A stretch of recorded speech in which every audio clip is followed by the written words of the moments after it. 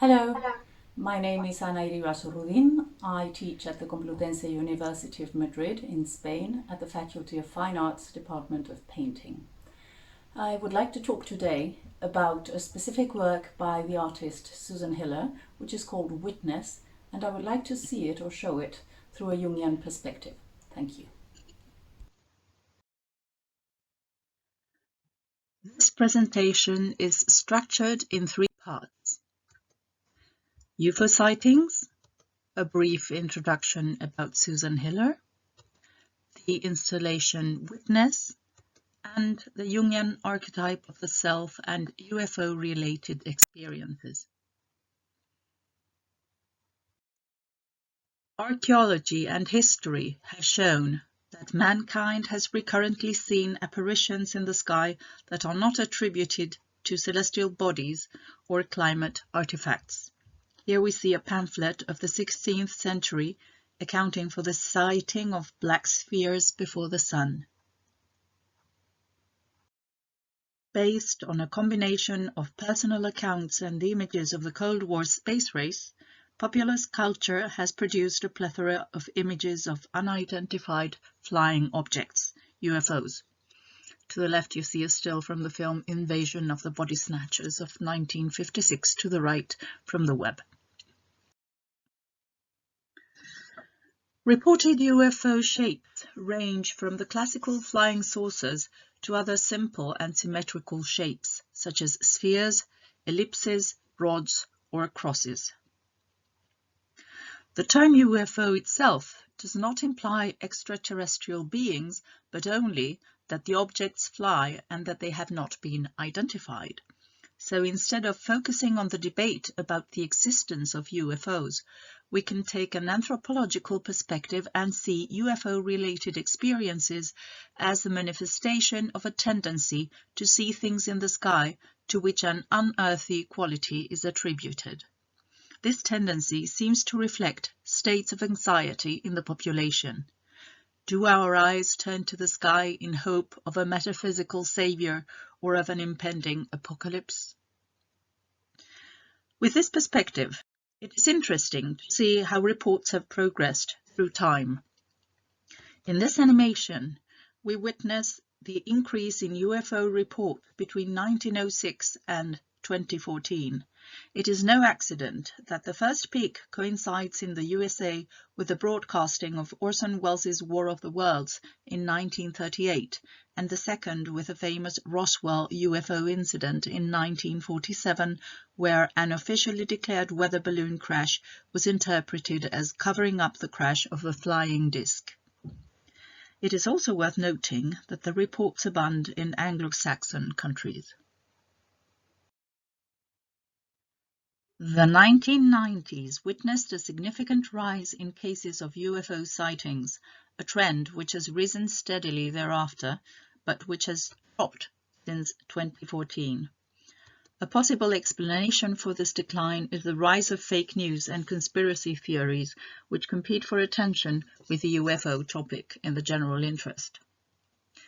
Also, interestingly, despite the decrease, there was a peak in the sightings reported coinciding with the COVID-19 pandemic outbreak in April 2020, as we can see in this data about the USA.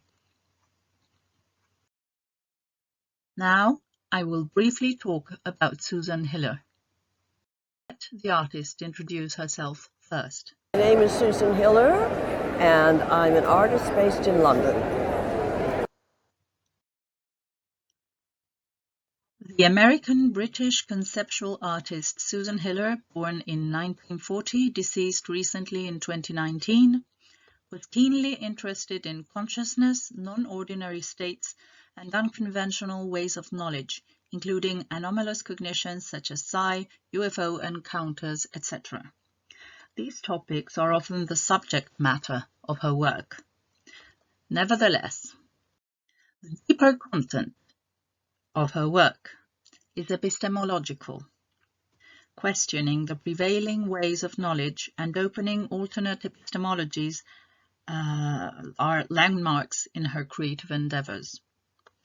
But Such openness is equally counterbalanced with a skeptical Western intellectual disposition regarding the subjects of her fascination.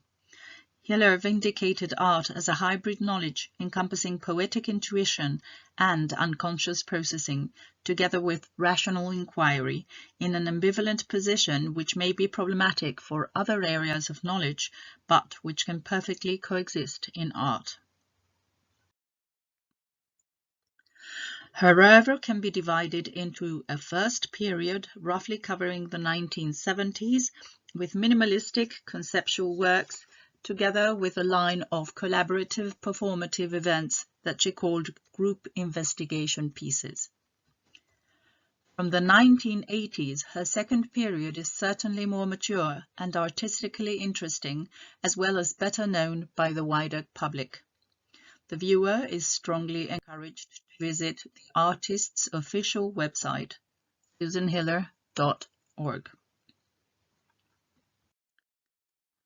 When questioned about the reality of the extraordinary experiences she often uses as subject matter of her work, Hiller made her anthropologically oriented position clear by stating, "They are real stories, they are social facts, they are real social facts."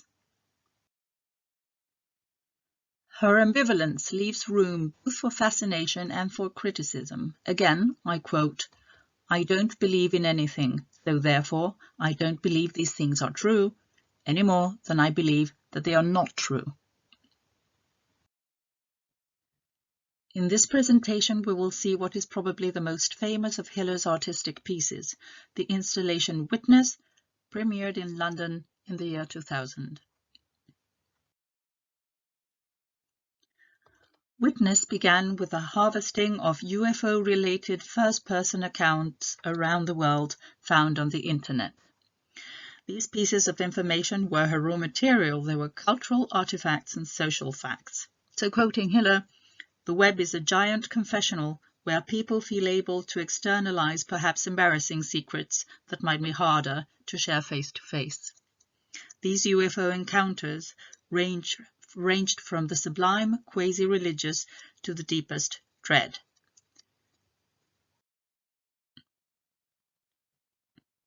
The transcriptions of these experiences were read by native-speaking people, also bearers of the particular accent of the geographical area of the person who wrote them or who conveyed them through the internet, and they were recorded for the installation. This is Hiller's scheme of the disposition of the devices that would hang from the ceiling. So this is the ceiling view.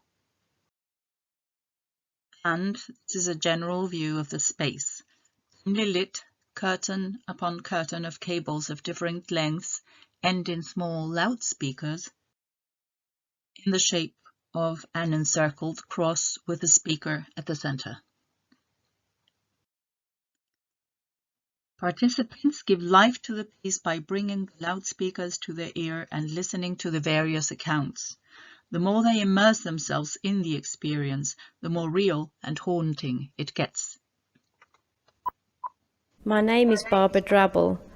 In July 1990, I was driving towards Croydon Youth Hostel alongside the reservoirs on the A628 late at night. There was a good moon and it was very warm. I had the car windows open.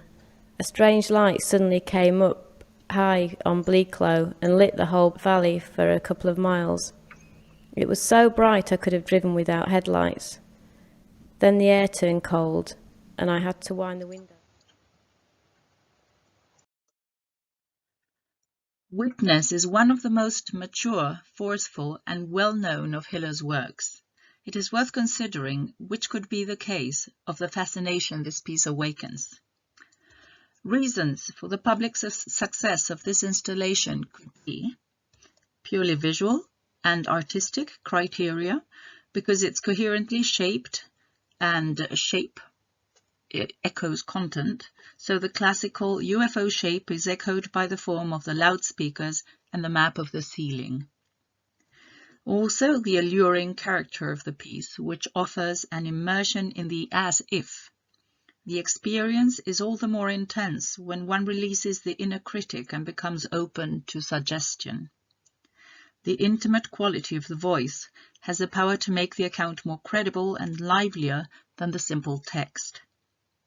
Lastly, UFO experiences reflect a thirst for transcendence.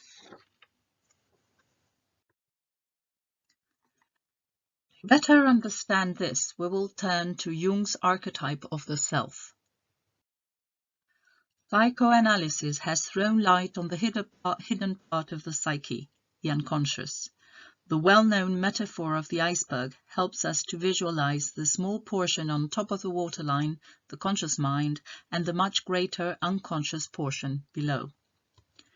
We are not in control of our thoughts. They are fundamentally determined by our unconscious mind.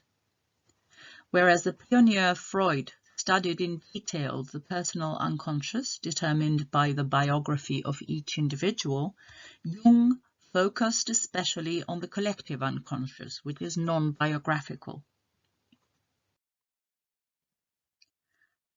Carl Gustav Jung, born 1875 and dead 1961, was a Swiss psychiatrist. In early years, the preferred disciple of Sigmund Freud, although later estranged from him. His landmark theory is his emphasis on the collective unconscious related to the human species itself. The collective unconscious explains the persistence of mythical forms in different cultures and the similarity of dream contents and deliria with these myths, because they all stem from the unconscious, right, from the cultural collective unconscious. In Jung's model of the psyche, as we can see in the scheme, we have consciousness, which is a thin layer in which the ego is located. The ego is the everyday me, myself. But under that layer is the vast territory of the unconscious. The area closest to consciousness is the personal unconscious, populated by complexes, and this area was very well charted by Freud. But beneath it, at the center, at the core, lies the area of the collective unconscious, the domain of what he called archetypes. An archetype is a sort of formal matrix that manifests in myths, symbols, and the like. Archetypes are laden with a powerful instinctual energy, which renders them fascinating and mysterious. The central archetype, according to Jung, is the self, the psychic unity, and here we see that, of course, at the center, that harmonizes opposites and is a sort of divinity and a source of inner wisdom. Symbols of the archetype of the self are the mandalas. Often circular, they are symmetrical shapes structured around the center. Mandalas are symbolic shapes that express the psychic unity of the archetype of the self. They have a numinous quality, almost godlike, which captures our attention. Mandalic shapes are often found in religious schemes of many cultures. They are also present in inner visions as well as in UFO sightings and in the art installation under study in this presentation. Here we see an image painted by Jung reflecting a mythical vision in a period of crisis and inner quest in the Red Book. From Jung's perspective, the only certainty about UFO experiences is that, I quote, something is seen, but one doesn't know what. He contends that flying saucers are a modern myth, a manifestation of the collective unconscious in times of uncertainty and fear. At the time, it was the Cold War period with the impending threat of a nuclear apocalypse. As is the rule when humans feel insecure and full of dread, we feel small and helpless. The myth of godlike creatures descending from heaven is revived. Only this time, in the secular space race era, technology has replaced religion. aliens, either wiser saviors or apocalypse bearers, have replaced gods and demons. Mandalic shapes, often accompanied by blinding light, characterize the UFOs. And they express a thirst for psychic unity, the archetype of the self.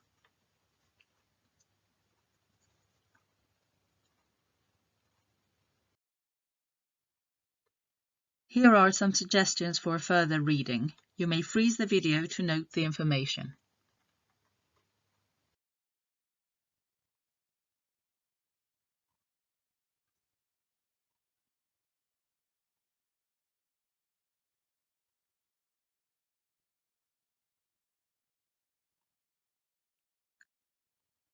Thank you very much for your attention.